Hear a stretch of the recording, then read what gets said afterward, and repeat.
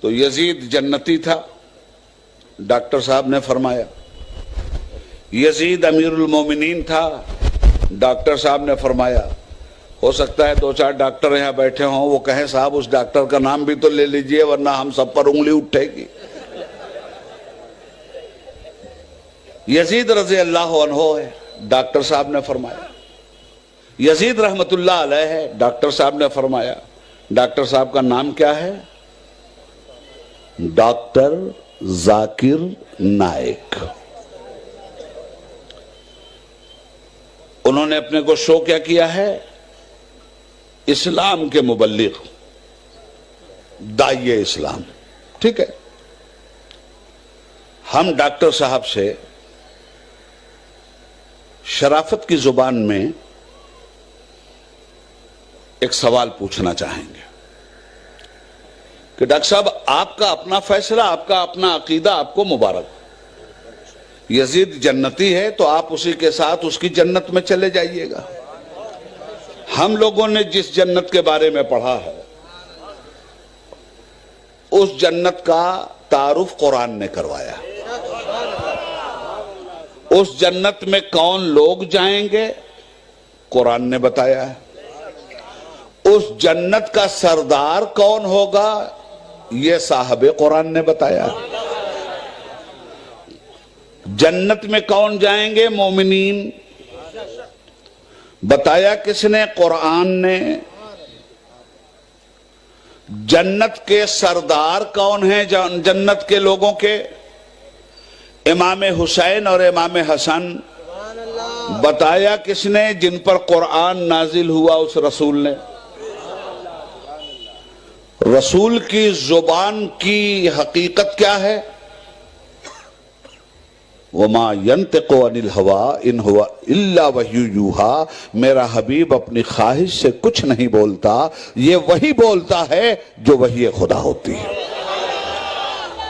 تو اب ہم نے قرآن و حدیث کی روشنی میں یہ جانا کہ جنت میں مومن جائے گا، اور جنتیوں کے سردار کا نام، جنتی مردوں کے سردار کا نام حسنین ہے، امام حسن امام حسین۔ جنتی عورتوں کے سردار کا نام شہزادی رسول ہے، سیدہ فاطمہ صلوات اللہ علیہا۔ بات کلیئر ہو گئی؟ کہاں سے کلیئر ہوئی ہے؟ زبان رسالت سے۔ قرآن کہتا ہے ہم ظالم کو ہدایت نہیں دیتے، قرآن کہتا ہے غیر مومن نہیں جائے گا جنت میں۔ اب آئیے ذرا سا چہروں کو دیکھیں۔ حسین کے خلاف ڈاکٹر ذاکر نائک کے دل میں اگر اتنا بغض و حسد ہے جس کا انہوں نے اظہار کیا، مجھے ان سے کچھ نہیں کہنا ہے، مجھے تو صرف یہ کہنا ہے کہ آپ کو بغض و حسد اس سے ہے جس سے محبت مصطفیٰ کو ہے، جس سے محبت خدا کو ہے، جس سے محبت صحابہ اور اہل بیت کو ہے، جس سے محبت تمام مسلمانوں کو ہے، تمام مومنین کو ہے۔ آپ کو اس سے بغض و عداوت ہے، وہ حق پہ نہیں تھا۔ ان کے مقابلے میں آپ کہتے ہیں یزید حق پہ تھا۔ یزید کو امیر المومنین کہنا چاہیے، یزید کو رحمت اللہ علیہ کہنا چاہیے، یزید کو رضی اللہ عنہ کہنا چاہیے۔ ٹھیک ہے، کہیے آپ، ہم آپ کو نہیں روک رہے ہیں، مگر ہم آپ سے ایک علمی سوال تو کریں گے کہ رضی اللہ عنہ کا مطلب کیا ہوتا ہے؟ اس لیے کہ یہ جملہ آپ نے قرآن سے لیا ہے، یہ قرآن کی ایک مقدس آیت کا مختصر سا ٹکڑا ہے۔ رضی اللہ عنہ، اللہ ان سے راضی ہے، یہ صحابہ کے لیے ہے۔ کیا یزید صحابی تھا؟ نہیں۔ اچھا چلیے، غیر صحابہ کے لیے بھی اگر یہ جملہ اعزازی طور پہ بولا گیا تو میں آپ سے یہ پوچھنا چاہتا ہوں کہ یزید کا وہ کون سا کارنامہ تھا جس کی بنیاد پہ وہ رضی اللہ عنہ ہے؟ اللہ کو خوش کرنے والا کوئی کام نہ کیا ہوگا اس نے، تبھی تو آپ اس کو رضی اللہ عنہ کہہ رہے ہیں نا۔ اللہ کی رحمتوں والا کوئی کام کیا ہوگا نا اس نے، جبھی تو آپ اس کو رحمت اللہ علیہ کہہ رہے ہیں۔ کیا کام تھا اس کا؟ ڈاکٹر ذاکر نائک صاحب آپ کا جو رضی اللہ عنہ تھا اس کا کام بتاویں ہم آپ کو. 60 ہجری میں تخت نشین ہوا, 36 سال کی عمر میں بادشاہ بنا, 3 سال تک حکومت اس نے کیا, اللہ کے بندوں کو ظلم و جبر کی چھری سے ذبح کیا, 4تھے سال جہنم میں چلا گیا. اس لیے کہ حسین کی جنت میں تو جانے سے رہا. سردار جنت ہی کو قتل کرے اور سردار جنت ہی کی جنت میں جائے, اور جنت کے سردار حسین ہیں, یہ رسول مختار فرمائیں, تو کہاں گیا؟ شداد کی جنت میں. کدھر گیا یہ؟ بہرحال وہ تو جہاں جا کے جل رہا ہے اپنی جگہ. عرض یہ کرنا چاہتا ہوں کہ کون سی خوبی اس میں نظر آئی آپ کو کہ آپ اس کو رضی اللہ عنہ کہہ رہے ہیں؟ اللہ اس سے راضی ہے. اللہ اچھے کام سے راضی ہوتا ہے یا برے کام سے؟ قرآن کریم فرماتا ہے من قتل مومنا متعمدا فجزاؤہ جہنم.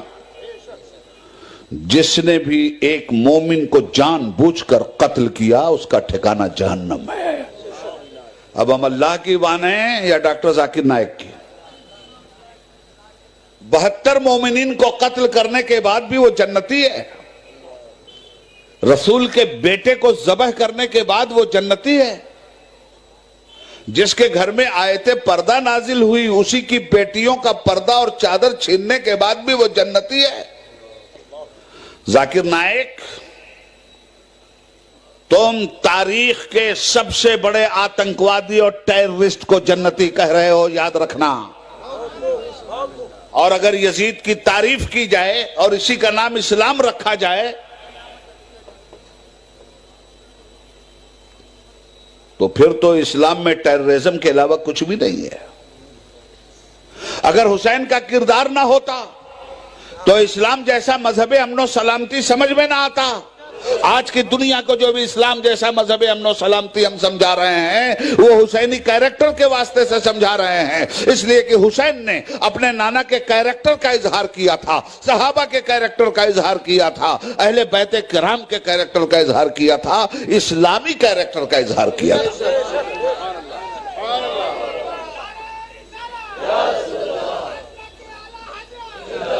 مگر یہ یزید کا کردار کہیں سے اسلامی کردار, ظلم اسلامی کردار ہے, انسانوں پر پانی بند کرنا اسلامی کردار ہے, گھوڑوں کی ٹاپوں کے نیچے شہیدوں کی لاشوں کو روندا اور ان کی ہڈیوں کو توڑنا یہ اسلامی کردار ہے, سیدانیوں کا خیمہ جلانا اسی کا نام اسلامی کردار ہے. اگر یہی اسلام ہے تو پھر ٹیررزم کیا ہے, پھر ظلم کیا ہے؟ معلوم یہ ہوا کہ یزیدی کسی بھی کردار کو اسلام کے حوالے سے بیان کرنا اسلام کے غداروں کا کام تو ہو سکتا ہے, اسلام کے وفاداروں کا کام نہیں ہو سکتا. حضرات, یزید کا کون سا کام ہے کہ اس کو رضی اللہ عنہ کہہ رہے ہو؟ اللہ کو کہیں راضی کیا ہوگا تب نہ کہہ رہے ہو. کون سا کام؟ تاریخ کے حوالے سے بول رہا ہوں, صفحہ نمبر میں نہیں بتاؤں گا, ڈاکٹر صاحب جیسے نمبر ہی سے پوچھئے گا.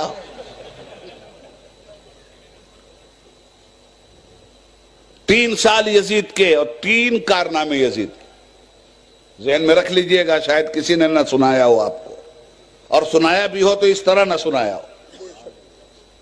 یزید کی حکومت کے 3 سال, 3 سال میں الگ الگ ایک کارنامے. پہلے سال کا کارنامہ اہل بیت مصطفیٰ کا قتل.